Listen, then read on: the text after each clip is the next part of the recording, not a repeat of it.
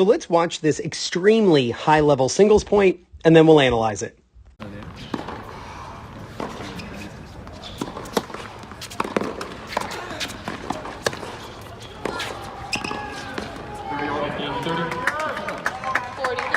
So here we've got Stanford versus USC. Let's check out the server. Watch how he lands inside the baseline on his serve. So please make sure that you finish your serve landing inside the baseline, but then you got to jump backward for a split step. So watch this move. See when he goes backward for a split step?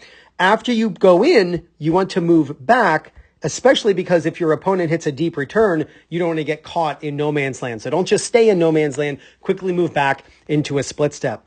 You'll notice the returner. So kind of watch two things at once. Watch the serve being hit and then watch the landing of the split step. You'll notice he's in the air as the opponent is contacting the serve, and then he lands after. That is correct. Be in the air as your opponent hits the ball, no matter the shot.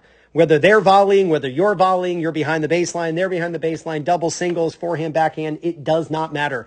Return of serve, you want to be in the air as your opponent contacts the ball. It is the proper split step timing. So the return tips off the net. Axel turns for a backhand, and it's cool. You can watch him slide the left hand up to the throat of the racket the moment he sees that ball tips off the net. And now he's going to turn and he's going to blast a forehand approach. One thing, Axel is a super high level player, but he hits a short return. And one of the problems with a short return is it doesn't put your opponent in trouble, and now they have the advantage. So watch the player in red, USC player, watch how he doesn't fall for the old go for a passing shot trick, right? Because like most players, most recreational players in this scenario, the moment the opponent comes forward, they're like, oh, I got to avoid them. Like, you got to stop avoiding your opponents. You're not playing Roger Federer or Serena Williams. If you're playing Federer and he comes to the net on you, please avoid him at all costs. But you don't play Roger Federer or Serena Williams. So what you should do is involve your opponent in the point. So the best way to do that is to purposely make your ball land on the service line. Just aim low over the net with a little bit of spin, and the goal is to try to aim for the service line. So watch this ball go right to Axel's feet. Now, we all know that the baseliner has a huge advantage, right?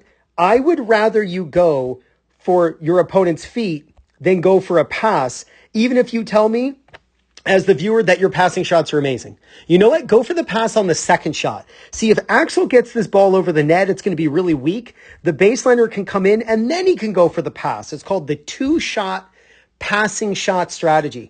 Go for the pass on the second shot, not your first opportunity. Go to the feet first, force them to pop it up. And in fact, Axel, super high level player, he actually misses this half volley. He doesn't even make the shot. So if Axel, playing for Stanford, misses this half volley, what do you think, George, who lives down the street from you, is going to react to a low ball at his feet, right? It's not easy when you purposely just rip a ball at people's feet. It's really tough. So go out and film yourself playing singles. See if after you serve, you're inside the court and you jump backward for a split step. See if you're split stepping and being in the air as your opponent hits, landing after. That synchronizes your brain and your reaction time with your feet so that when you land, you can explode in any direction. See if you're hitting deep approach shots or short approach shots. You'll notice if you hit a deep approach shot, you're going to win more often. And when your opponent comes to the net, make sure that you are aiming for their feet, aiming low over the net, making the ball land around the service line. Now, if you're tired of lugging around your old and outdated ball machine, then just make your tennis friends jealous and get the Proton ball machine by Hydrogen Sports.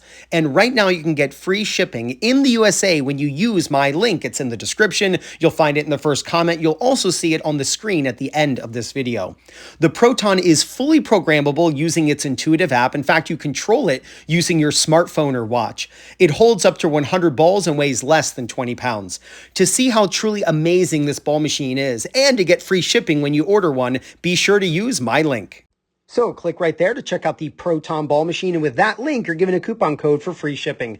Film yourself playing and review the footage. See how you can improve, and if you do, there's no doubt you're going to gain confidence, win more matches, and play much better tennis. This is Ryan Reedy from 2minutetennis.net. You got this.